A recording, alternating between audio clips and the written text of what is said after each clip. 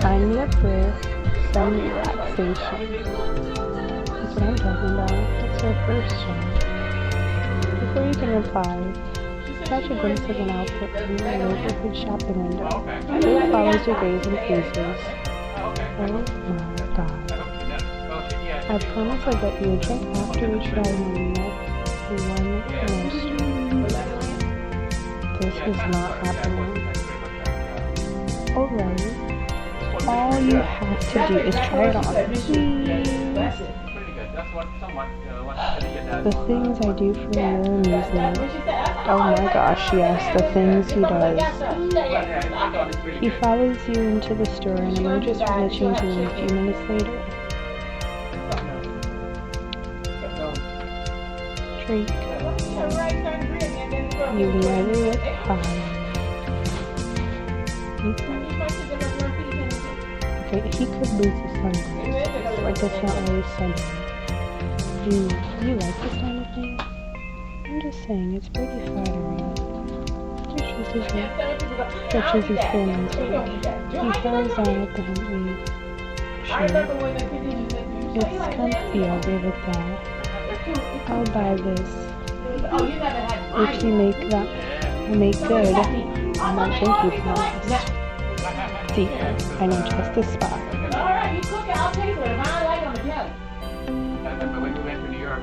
You lead Drake through the maze-like streets to a familiar door into your old bar. I remember this place. Oh my gosh, yeah. I haven't been here since that night at a Sauce party. My old bar. At least it hasn't burned down without me. I'm so glad I don't work here anymore. It's good to be back. Glad to be home. I'm not sure New York City is really home anymore, but I had some good times here. It's nice to visit. You hear a stifled yawn from behind the bar. Someone comes strolling out of the kitchen. Good afternoon. Are you two looking for a tape? Oh my god, Anta? Daniel! What the heck happened to you? You just upped and left. It's a long story. You could have called or texted. My cell coverage has been kind of limited in Kaduna. We should probably switch planes. Well, I'm glad you're okay. You look like you're doing good. Oh, hi, I'm Daniel, by the way. He holds out his hand to Drake. Oh, this is Drake. My hot date. You always did have a good taste. I would, never mind. Please follow me to the most romantic spot in the house. Daniel escorts you to a booth that's identical to all the others except for a messy heart someone has carved into the table. Daniel, what are you doing out there? I've got a sink full of dirty dishes that aren't going to wash themselves. You've got customers, boss. Look who just stopped by. The old manager steps out of the kitchen, wiping his hands on an apron. He frowns at Drake and squints at you until his eyes slowly widen in recognition. You! I hope you're not here to collect a paycheck. You walked out on me with only a day notice on a Saturday. Hey, watch your tone. That's no way to talk to a customer. She used to work for me. I'll talk to her however I like. Really? You want to mess with a member of the Cordelia Royal Court? Your old manager freezes. Huh? She's what?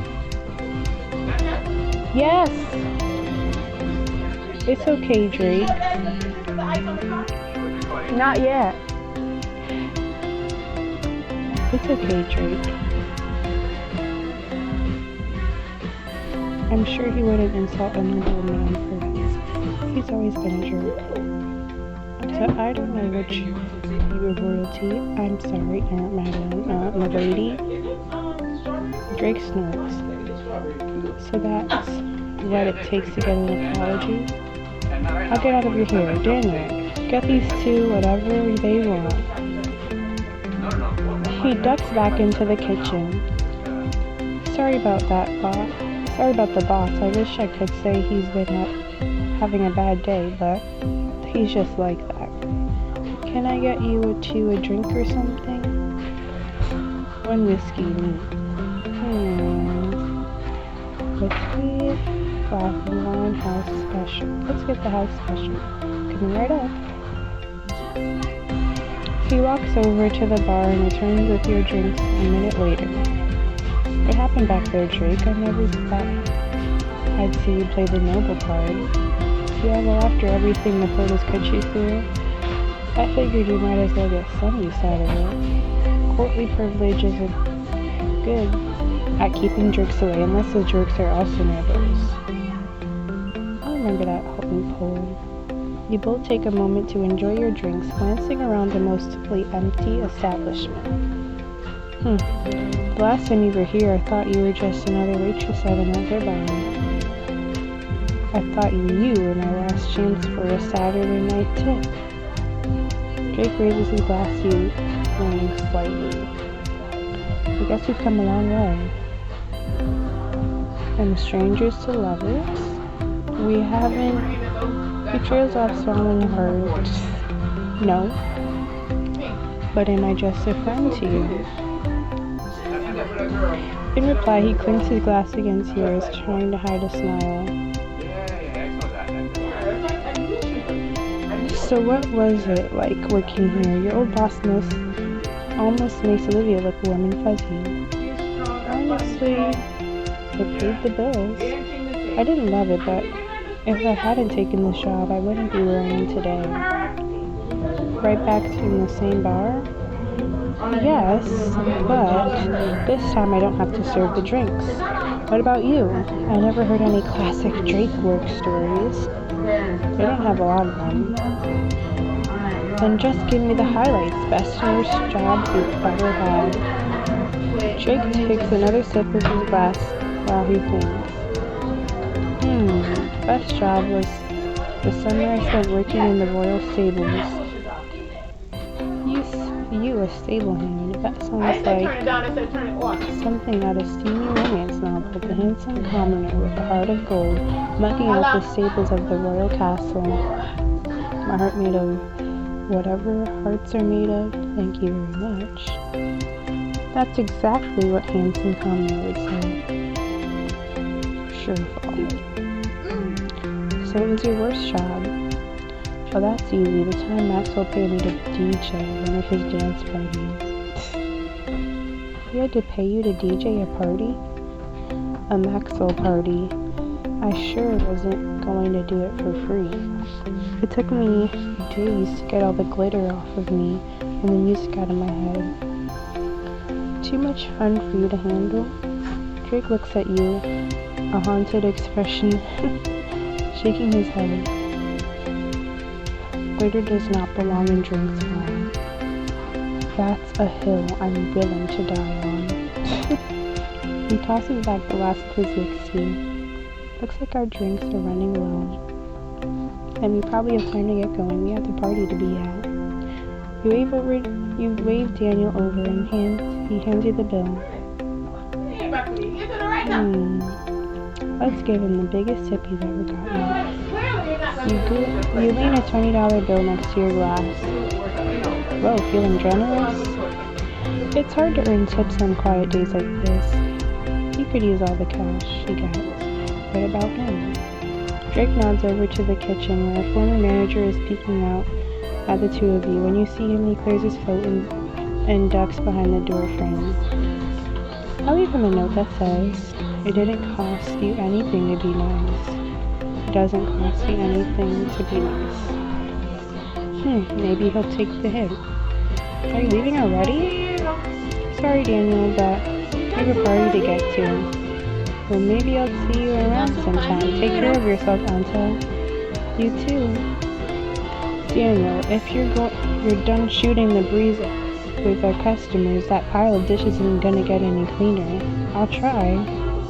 Come on, Drake. I know a shortcut that'll get us back to the hotel in plenty of time.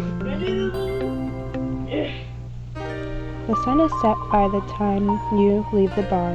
You lead Drake to a pathway where the city's lights Listen along the waterfront. You sure this is a shortcut? Shortcuts are allowed to be sent. There's a lot more of this place to it than I thought. What do you mean? I saw his bachelor party. I mean, his original one. It was my first time in New York. The movies didn't really do it justice. I mean, it's big and noisy, but I like the people that aren't afraid to tell you what they think. It's all a part of our New Yorker charm. Thanks for taking me out here, Fall. I really needed a breather. Of course, I wanted to show you some old stuff. The most romantic view of the city. This place. I don't know, the top of the Empire State Building? A romantic view isn't about where you're standing, it's about who you're with. Drake turns away from the waterfront to look at you. She smiles softly. Not a bad view. Before long, you arrive at the hotel situated right along the waterfront. Drake sighs. I wish you could just stay out here instead of hanging out with a bunch of politicians. Well, we still might have a few minutes before we need to get ready. What are you thinking? I was thinking about kissing you. Fall. Is that a no? No, it's just, I don't know what you see in a guy like me, but I don't want you to question my luck. He crosses the space between you. In an instant, his lips are meeting yours with a desperate kiss. When he pulls back to catch his breath, you see him smiling. Drake, anyone would be lucky to be with you. I don't know what you see in me either. That I'm especially lucky. I don't know about that, Paula. I'm glad you think so too. You run your hands through his hair as he catches your mouth again, kissing you desperately. Eventually, Drake pulls apart from you, saying, "If someone sees us like this could really complicate things for you, Fall. I don't want to get into another mess where you're so close to clearing your name." Drake, once I do, maybe we won't have to be so careful. You won't have to worry about what other people think, unless you're worried about being with me. Drake paces over the railing and leans against it, searching for the right words. I guess when this is over, you'll finally be free to choose, Fall. And maybe some part of me is scared of that. I can't offer you half as much as a star could. I don't even know what I can offer you. But when the time comes when those photos aren't hanging over your head anymore, I'll still be here. So we'll talk then. I'd like that, but right now we're about to be late for this party. Are you going to be okay in there? After staring at gifts all afternoon, I don't think I could make it through another highbrow get-together, but now, I guess time with you was all I needed. I wouldn't say no to more time with you. No time alone with you. Maybe another night. You know where to find me. You kiss Drake during you out. I'll see you at the party, Fall. I don't want you to risk showing up at the United Nations in this. Good idea. I wouldn't want your death on my conscience. You start toward the hotel room as Drake returns to his own to change. Then you remember your boutique appointment. You pull out the paper and find the address. I guess I better be headed to that boutique. So that way we're on point. We can't just say it, we're gonna mess up.